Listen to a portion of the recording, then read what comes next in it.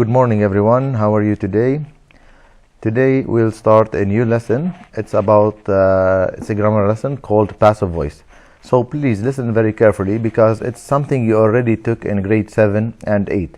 If you open your student book to page 57, you will find that there is a grammar box in the yellow left side.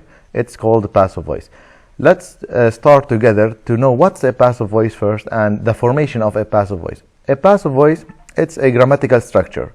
When we use it when we are talking or emphasizing an action rather than who or what is responsible for. Let's practice that. How? And starting with the tenses. First of all, the formation of the passive voice is to use verb to be plus a past participle of the verb. So we need the V3 and verb to be. You know the verb to be is are, was, were, depends on the tense that you use. Today we'll have three tenses: the present simple, the future, and of course the present perfect. Let's start with how to change a sentence from active to passive. You must know that a sentence in the active structure has a different from the passive structure. Let's take a look at this example. The example we have first, the active voice. Anne bought a bag, or Anna bought a bag. Anna is the subject of the sentence, and the verb here is bought. If we look at the verb, it's in the past simple form, and the object of the sentence is a bag. In order to change a sentence from active to passive, you have to cross the object in the place of the subject and the subject in the place of the object. Look at the sentence how it changed. A bag was bought by Anna. If we look that we have the word bought. The word here we have the passive sentence. We have was, what we call it the verb to be, and the word bought, the past participle of the verb by, because by, bought. And we apply the same structure to all the tenses. So in the present we use the same structure: subject instead of object, object instead of subject, and you have to play here on the tense.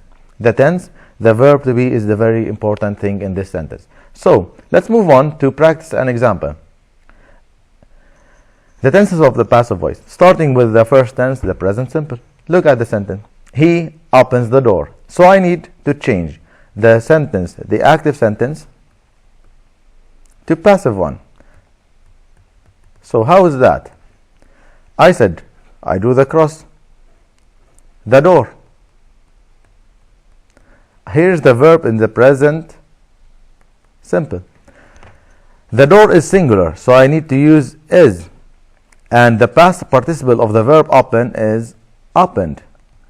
So the sentence, the door is opened by the object of the pronoun he is him. So the sentence will be the door is opened by him. Here's the verb to be, and here's the past participle form of the verb open.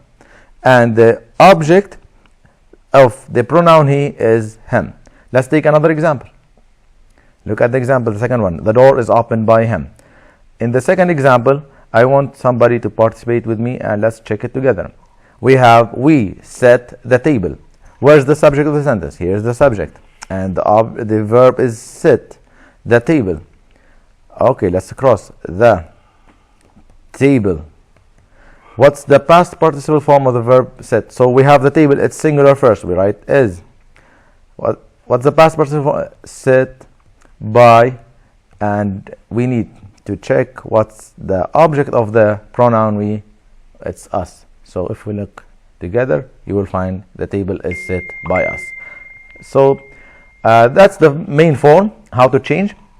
We will apply the same for all the tenses. Let's check with the second tense that we have. The passive voice here, this is an example. We can practice it together.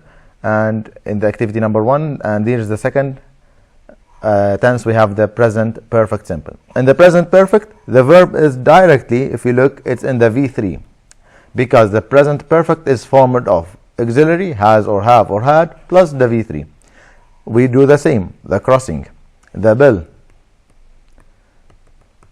I need now to use a present perfect simple. and the verb is already in the V3. So what should I do? Look with me. The bill. Since the bill is singular, I use has. In order to get a passive voice sentence, I need to add the word been between the verb and the auxiliary. As I mentioned, the verb paid, it's already in the V3. You don't need to change anything. You mentioned the agent by Karen. Most of the times when the agent is known, we write by whom it's done. And if it's not written, so you can skip it, don't need to write anything. The second example, if you look what we have, I have eaten a hamburger. Okay, a hamburger. And this is here. I have, the word have eaten. A hamburger is singular or plural? It's singular, so use has. Been eaten by the object of the pronoun I is me. We apply all the same structure for all the passive voices. Just be careful about the tense that you are using in order to get a full or meaningful sentence in the passive voice. Here's another example, and here's the third example. Now we finish our lesson with the third and last tense for today. This is an activity number 2. Let's do it together. Here are the answers, and finally the last activity, the future will. There's this example. We have the sentence, Jane will buy a new computer. Also the crossing, a new computer. Now the verb, I have will. What should I use in order to make it a passive voice? I should mention will be both. Why it's both? Because we need the V3 of the verb buy. Here's the verb buy. So buy Jane, because we know the agent who is. Let's take another example and check it together. Her boyfriend will install it, or her friend will install it. The answer will be, it will be installed by the boyfriend. And this last and final example, millions of people will visit the museum. Here we have the museum will be visited by many or millions of people. Thank you very much. I hope you liked our lesson, and let's finally finish the lesson with activity number 3. Here are the answers in case you need to do it all together. Thank you very much, and I hope you liked the lesson and it was very easy for all of you.